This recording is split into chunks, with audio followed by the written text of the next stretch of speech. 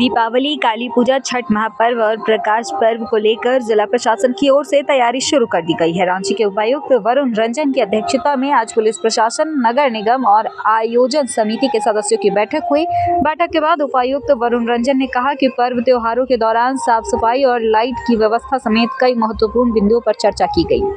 उन्होंने बताया कि मूर्ति के विसर्जन के लिए तालाबों की साफ सफाई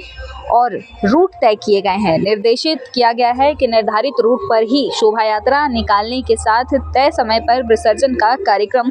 सुनिश्चित करें। इसी तरह छठ महापर्व को लेकर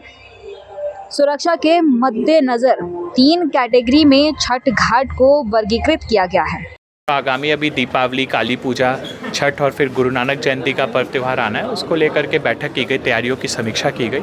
तो इसमें सभी जो आयोजक समिति हैं उन लोगों ने पार्टिसिपेट किया, साथ ही साथ जिला प्रशासन, पुलिस की और नगर निगम की टीम थी। इसमें सबसे पहले तो दीपावली को लेकर के हम लोगों ने डायरेक्शन दिया कि जहाँ भी काली पूजा के जो जगह पे आयोजन होता है उन जगहों पे साफ़ सफाई करने के लिए, साथ ही साथ जो आयोजक हैं उनके साथ कोऑर्डिनेशन करते हुए वहाँ पे मजिस्ट्रेट फोर्स की प्रतिनियुक्ति, ट्रैफिक की व्यवस्था, एम्बुलेंस, फायर ब्रिगेड की व्यवस्था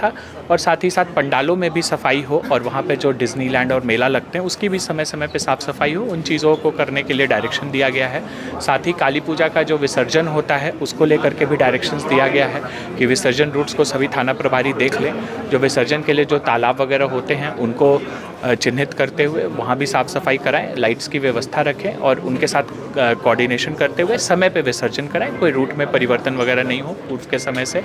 साथ ही साथ जो छठ पूजा है उसको लेकर के जो अलग अलग तालाब चिन्हित किए गए हैं उन तालाबों में साफ़ सफाई का काम नगर निगम के द्वारा शुरू कर लिया गया है और फर्स्ट राउंड ऑफ सफाई जो है दीपावली तक कंप्लीट हो जाएगी और सेकेंड राउंड फिर एक दीपावली के बाद शुरू होगी।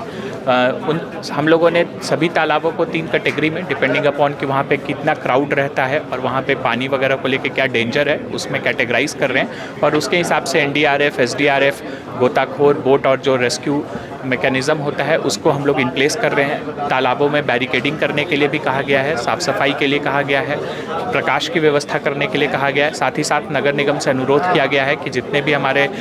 जो बिजली के जो हैं ख़राब हो चुके लाइट्स, स्ट्रीट लाइट्स वगैरह हैं उन सभी को भी छठ के पूर्व ठीक करा लें। तो ये सभी चीज़ों के बारे में चेंजिंग रूम वगैरह की व्यवस्था करने के लिए आयोजक कहा गया है और साथ ही अगर कहीं पे कोई गैप होता है तो उसको नगर निगम, जिला प्रशासन पूरा करने की कोशिश करेगी। और साथ ही साथ जो गुरु नानक जयंती है उसमें जो प्रोग्राम होना है उसको लेकर के भी डायरेक्शंस दिए गए हैं। उन्होंने अपने जो अलग अलग उनका प्रोग्राम है उसको उन्होंने बताया है कि 14 तारीख और 15 तारीख को किया जाएगा। तो उसमें भी जो फोर्स मजिस्ट्रेट डेपुटेशन है, ट्रैफिक की व्यवस्थाएँ हैं, साफ़ सफाई है, उन सभी को लेकर के चर्चाएँ हुई हैं और कुछ एक अलग अलग लोकेशंस पे जो कमियां हैं उसके बारे में भी लोगों ने बताया है। तो उन लोकेशंस पे हमारी टीम जा करके उन कमियों को दूर कर लेगी समय।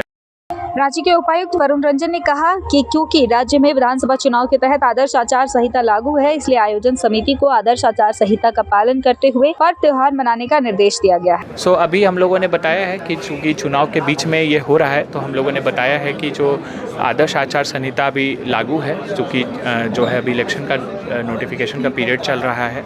तो उसमें सभी आयोजकों को बताया गया है कि जो MCC के गाइडलाइंस हैं उसके अनुरूप वो लोग चीज़ों को करें। ठीक है, MCC के गाइडलाइंस का पालन करें। साथ ही साथ जो पॉलिटिकल कलर या बाकी चीज़ें होती हैं उन चीज़ों के संबंध में जो ECI का गाइडलाइंस है उसके बारे में भी उन लोगों को बता दिया गया है और उनको यह भी कहा गया है कि कहीं पे अगर उनको कोई कन्फ्यूज़न होता है तो ADM लॉ एंड ऑर्डर या SDO से संपर्क कर लें।